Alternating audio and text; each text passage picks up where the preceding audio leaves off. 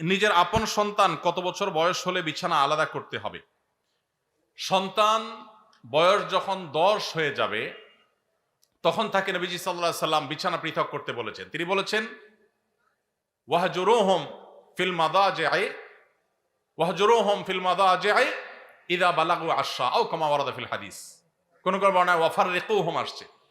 নিজের সন্তানদের বয়স যখন 10 হবে তখন তাদের বিছানা পৃথক করে দাও।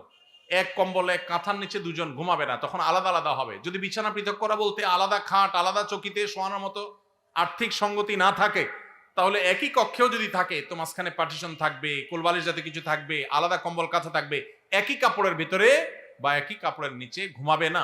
এটা নানাবিধ অনাচারের পথকে উন্মুক্ত করে। আরো আগে থেকে যদি বাচ্চাকে অভ্যাস গড়ে তোলা হয় সেটা সবচেয়ে ভালো। অনেকে আছেন এই বিষয়গুলোকে তেমন কোনো গুরুত্ব দেন না, অথচ এগুলোর কারণে বহু সর্বনাশা আমাদেরকে গ্রাস করে। বিধায় নবী সাল্লাল্লাহু আলাইহি ওয়াসাল্লামের এই নির্দেশটা আমাদের খুব গুরুত্বের সাথে মানতে হবে।